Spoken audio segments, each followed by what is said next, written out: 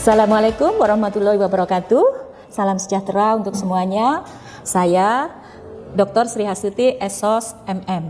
Saya bekerja di Universitas Wisnuwardana mulai 2005 dan mendapatkan SK Yayasan tahun 2013 dan bekerja hingga saat ini. Saya sebagai dosen melaksanakan Tridharma Perguruan Tinggi, yaitu juga meneliti, juga mengabdi, dan juga mengajar. Di dalam hal pengajaran, mata kuliah yang saya ampu ada beberapa mata kuliah, diantaranya Manajemen Keuangan Internasional, Bisnis Internasional, Sistem Informasi Manajemen, dan Manajemen Investasi dan Pasar Modal. Terkait dengan pembelajaran, hari ini saya ingin menyampaikan tentang bisnis internasional. Nah, mengenai deskripsi bisnis internasional, di mana mata kuliah ini membahas tentang konsep teori dari bisnis internasional. Nah, bisnis internasional yang kami bahas tentang di era globalisasi, di era digital saat ini. Mata kuliah ini akan nanti mahasiswa akan mendapatkan ilmu pengetahuan tentang bagaimana teorinya, ruang lingkupnya, strategi pemasaran globalnya, manajemen keuangan internasional, lingkup ekonominya, lingkup pemasarannya, lingkup kebijakan yang terkait dengan bisnis internasional. Di samping itu, juga mahasiswa akan mendapatkan ilmu pengetahuan tentang inovasi dan teknologi dalam bisnis internasional, isu-isu terkini dan tantangan yang ada dalam bisnis internasional. Mata kuliah ini dirancang untuk membekali mahasiswa dengan pemahaman dan keterampilan strategis dalam mengelola bisnis internasional.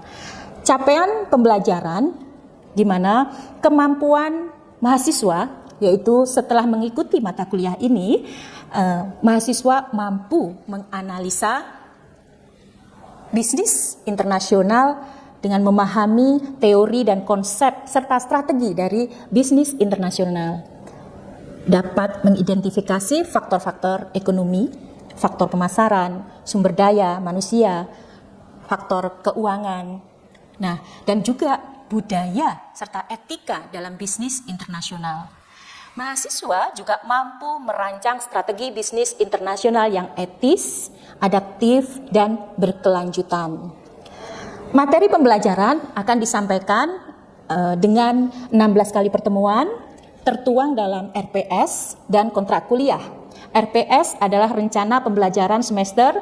Mahasiswa bisa mendownload RPS dan kontrak kuliah melalui laman web kami, wisnuwardana.siakatcloud.com.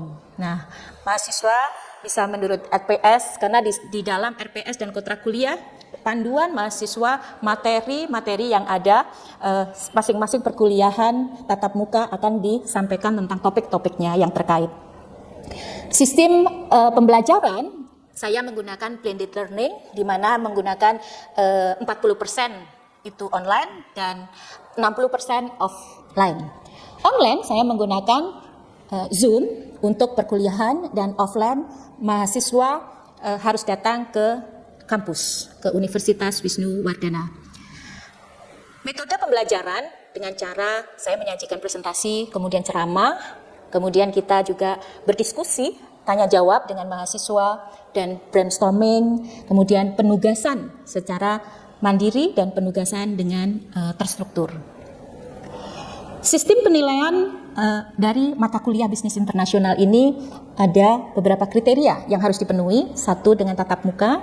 Yang kedua, dengan menjalankan atau memenuhi tugas mandirinya, tugas terstrukturnya terpenuhi.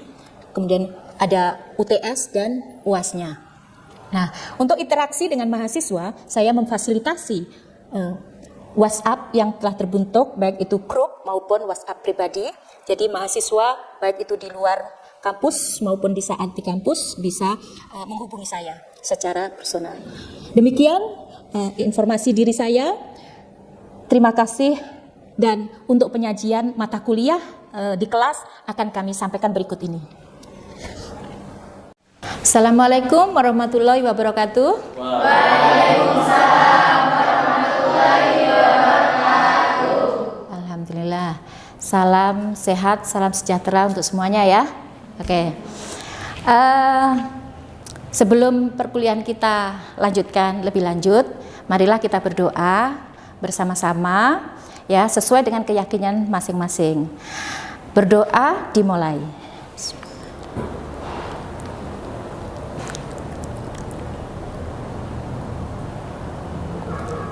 Berdoa selesai. Hari ini siap kuliah? Siap. Kondisi sehat? Sehat. Nah, alhamdulillah. Kita brainstorming dulu ya. Kira-kira saudara itu selama ini sudah mendapatkan materi apa saja yang dalam bisnis internasional? Oke, dipersilahkan. Apa yang saudara ingat? Lingkungan ekonomi dalam bisnis internasional. Lingkungan. Masuk pasar internasional. Bagus. Strategi masuk pasar. Politik dan regulasi dalam bisnis internasional. Faktor. Budaya dan etika dalam bisnis internasional. Budayanya juga. Oke. Strategi pemasaran global. Strategi pemasaran global. Manajemen sumber daya manusia global. Manajemen sumber daya manusia global. Teori perdagangan internasional. Oke, teori perdagangan internasional. Terus? Logistik dan rantai pasokan internasional. Bagus, logistik. Ada yang lainnya? Apakah ada materi yang belum tersampaikan? Ada. Oh, masih ada ternyata. Materinya apa ini yang belum tersampaikan? Inovasi dan teknologi dalam bisnis internasional. Oke, boleh salah satu untuk mengulang kembali supaya saya menerimanya dengan jelas? Inovasi dan teknologi dalam bisnis internasional. Oke. Lalu ada isu dan tantangan masa depan dalam bisnis internasional. Oke, jadi untuk mata kuliah kita ini masih ada beberapa yang belum tersampaikan ya.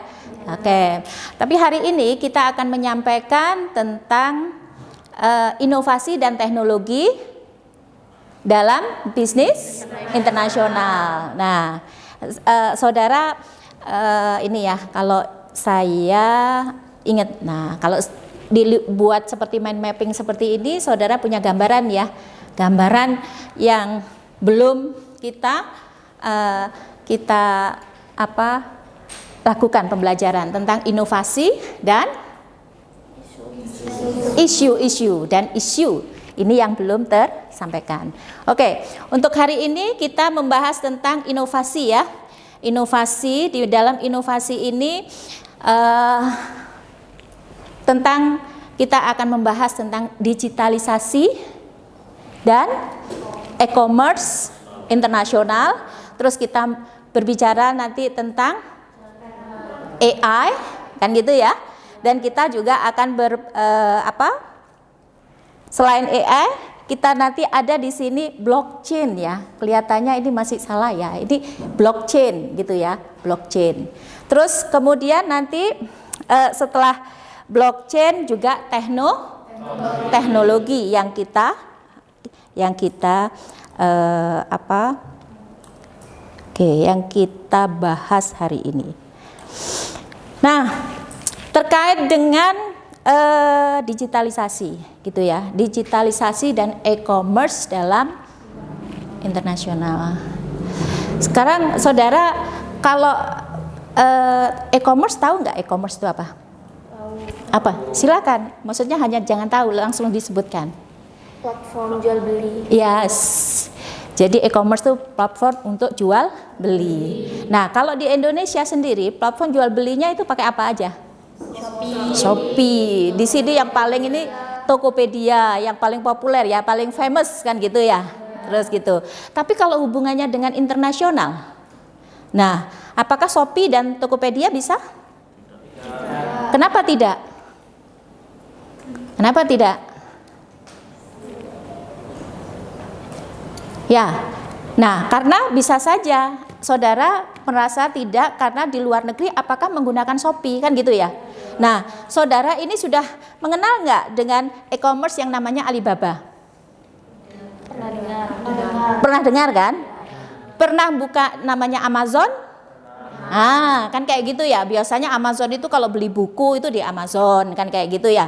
Nah, itu kan aplikasi dari aplikasi ya untuk penjualan. Nah, penjualan lintas negara kan gitu ya.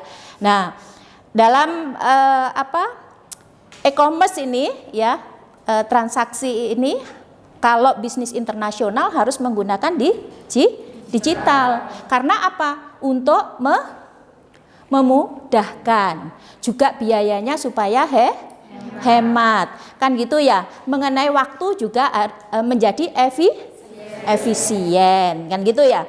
Jadi kalau kita berbicara saudara nanti bekerja di bisnis internasional gitu ya, saudara sudah tidak kagok gitu ya.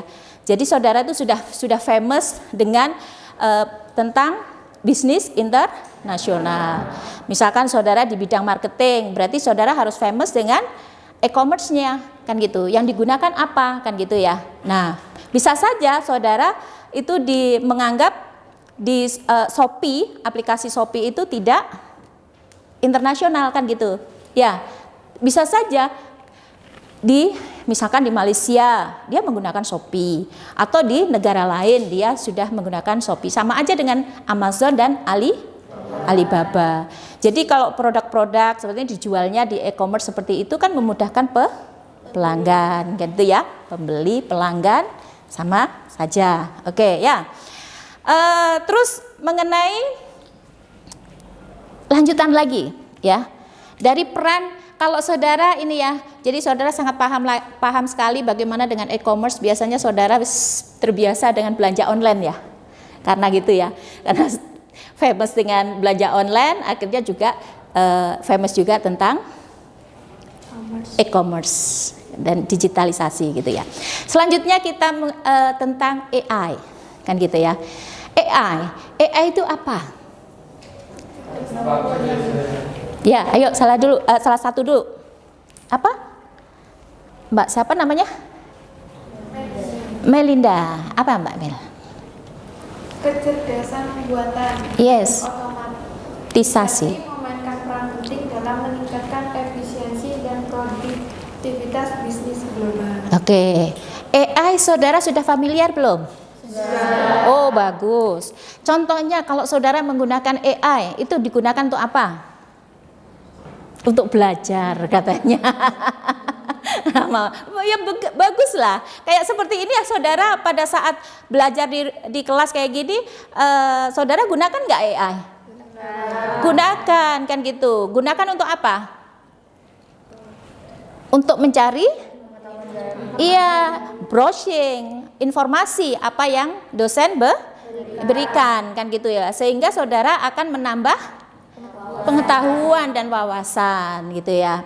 Nah, di dalam bisnis internasional AI juga digunakan. Bagaimana? Jadi ada platform tersendiri, contohnya untuk marketing gitu ya, untuk pemasaran. Itu ada tersendiri platform yang digunakan gitu ya. Platformnya itu sudah, jadi kalau dia itu sudah mengidentifikasi sendiri segmen pasarnya itu berapa kan gitu ya. Segmen pasarnya, mengetahui segmen pasar, terus mengetahui kesukaan yang disukai oleh pelanggan saya, terus karakteristiknya pelanggannya itu kira-kira usianya berapa, sehingga itu memudahkan siapa? Memudahkan perusahaan untuk menganalisa kebutuhan dari pelanggannya gitu ya. Makanya dibantu oleh AI. Nah, platformnya itu banyak ya platformnya. Nah, di sini tujuannya atau manfaatnya kalau sudah menggunakan AI, perusahaan apa manfaatnya? Berkembang, berinovasi. Iya, berkembang, berinovasi dengan AI. Jadi juga akan mempersingkat, ya, lebih cepat untuk kita dalam menganalisa. Kalau kita tidak ada AI, mungkin kita akan membutuhkan waktu yang lebih lama kan gitu ya. Oke. Terus saudara sangat paham ya di sini AI. Oke, berarti kita sudah saya menganggap saudara cukup paham, kita bisa melanjutkan kepada ya yang lainnya. Kalau blockchain. Nah, blockchain itu saudara tahu nggak blockchain? Saya pengen tahu pengetahuan saudara tentang blockchain. Silakan.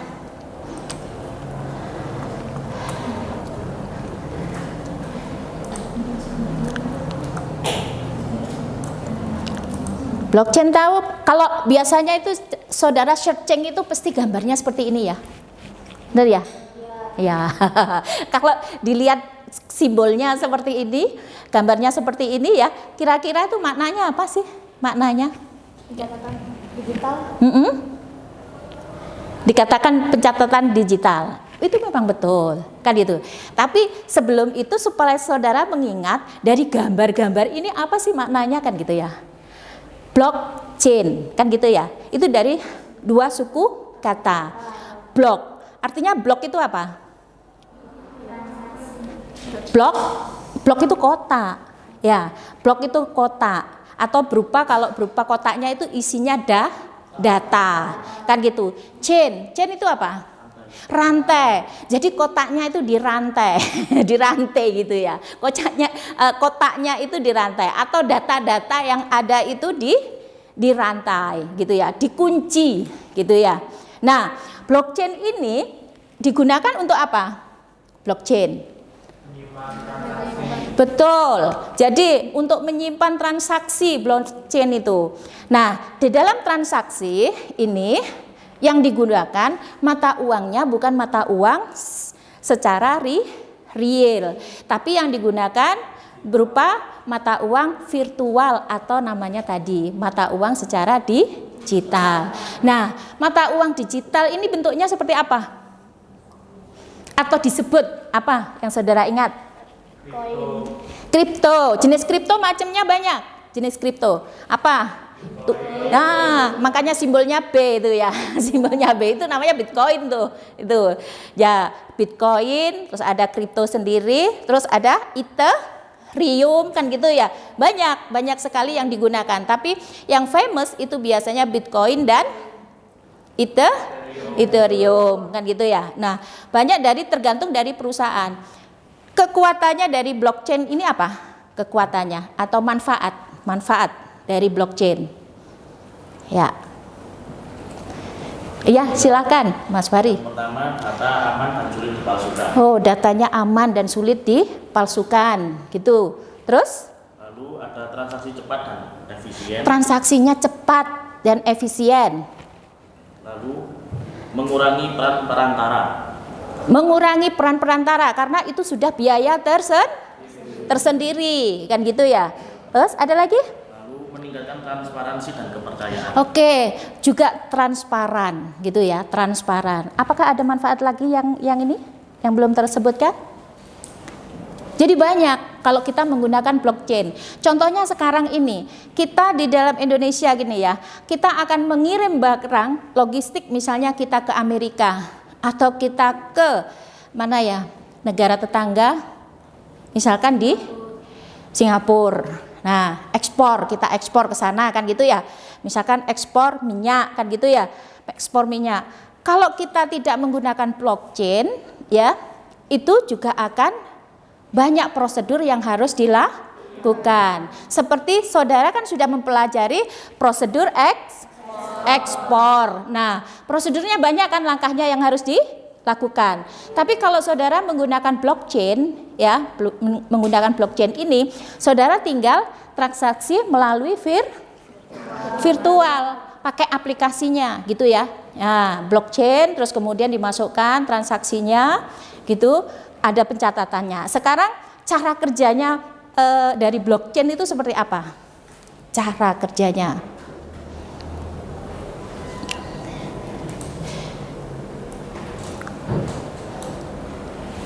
Nah, ini ya cara kerjanya dari blockchain.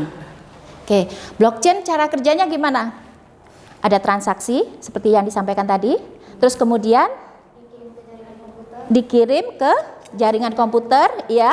Terus kemudian ada Sertifikasi oleh jaringan. Oke, disertifikasi ya, terus kemudian Transaksi dikumpulkan dalam satu blok. ya.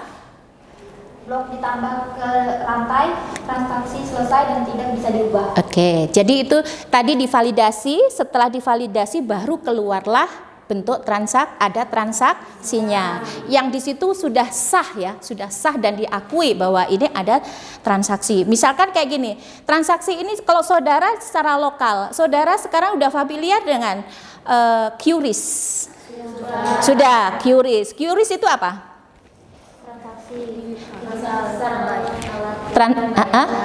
Alat pembayaran secara digital, kan gitu ya?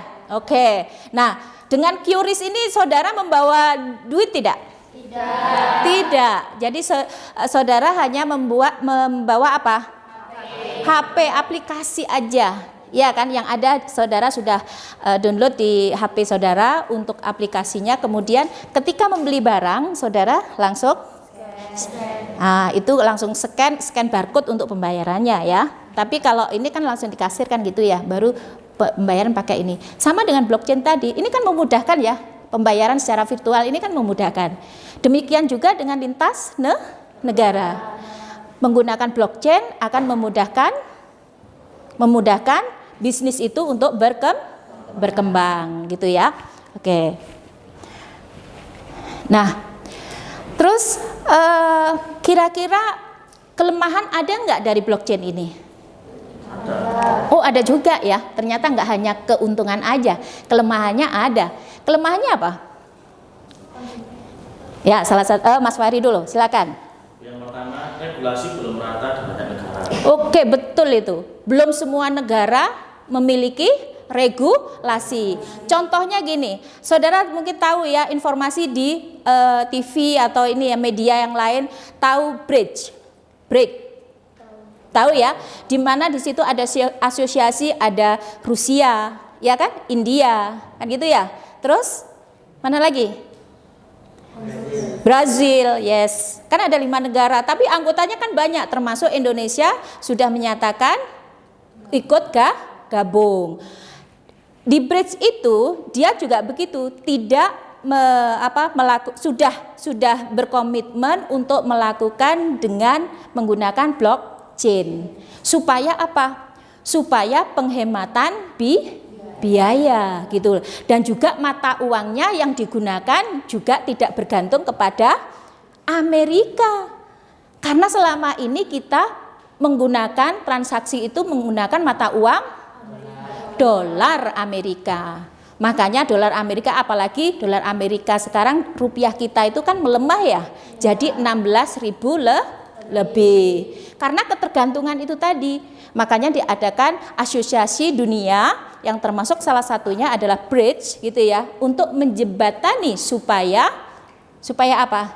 Tidak adanya atau tujuannya efisiensi dari biaya. Apalagi Trump gitu ya, Presiden Amerika itu mengadakan atau memberikan statement untuk mengadakan tarif dagang, betul nggak? Tuh, tarifnya berapa? Berapa tarifnya? Ada yang sampai 125% gitu ya, tarifnya itu tergantung negaranya. Oke, jadi kalau kita kita kaji lebih dalam gitu ya, semuanya itu terkait gitu ya, semua terkait. Oke, jadi kita sudah membahas hari ini tentang digitalisasi dan e-commerce ya. Terus kemudian kita membahas tentang AI ya. Terus kita juga membahas tentang blockchain kan gitu ya. Berarti itu semua menunjukkan sebuah apa? Teknologi ya, teknologi dan inovasi. Oke, dalam bisnis internasional. Oke. Saya untuk ini ya, saya rasa saudara cukup bagus menerima pembelajaran hari ini. Tapi untuk remind ya, sebelum kita akhiri perkuliahan kita hari ini ya, saya pengen mengulang sedikit atau minta dari pendapatnya mahasiswa. Kira-kira yang bisa diingat dari pembelajaran hari ini, kira-kira apa saja yang bisa diingat? Silakan.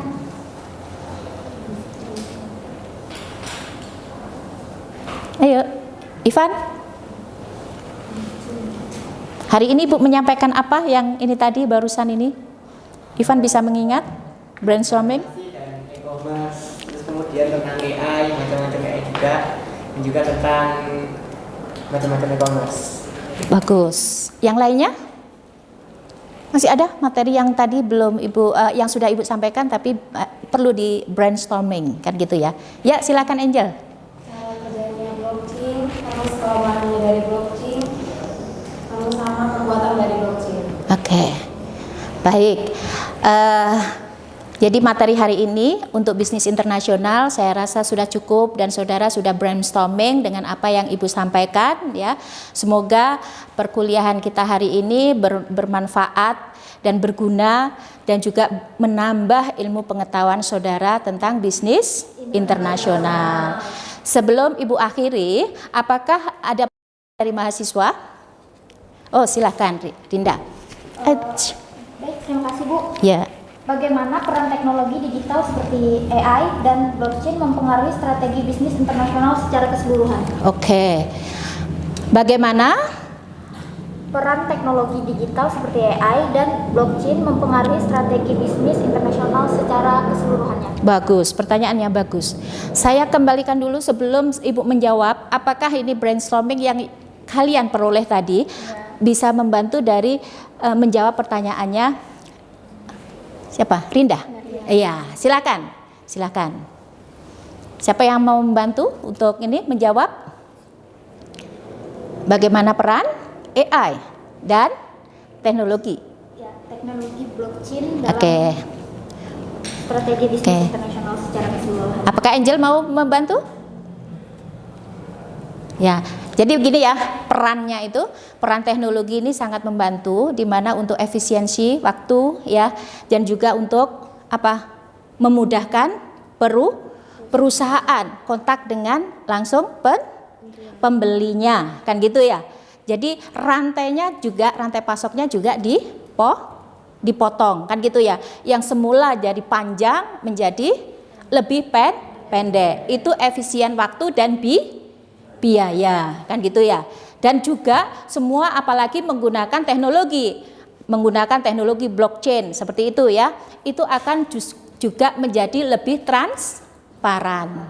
Betul. Apakah sudah terjawab, Rinda? Kan di blockchain itu ada kelemahannya yang skalabilitas terbatas itu Bu. Menurut Ibu itu tuh gimana? Oke, betul.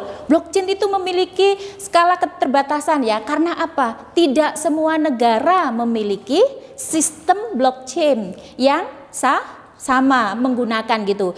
Jadi harus ada kesepakatan dulu, kan gitu ya. Setelah sepakat baru mereka menggunakan blockchain. Nah, saat ini umumnya menggunakan secara tradisional, belum secara virtual gitu ya. Apakah sudah terjawab? Baik, sudah cukup ya. Saya akhiri perkuliahan kita hari ini. Kalau ada kesulitan ataupun yang ini perlu ditanyakan dengan dosen langsung, silakan saudara di WhatsApp group ya. Atau saudara kalau memang darurat gitu bisa telepon Ibu, nomor sudah ada di dalam grup gitu ya. Oke, saya akhir kalam. Wassalamualaikum warahmatullahi wabarakatuh.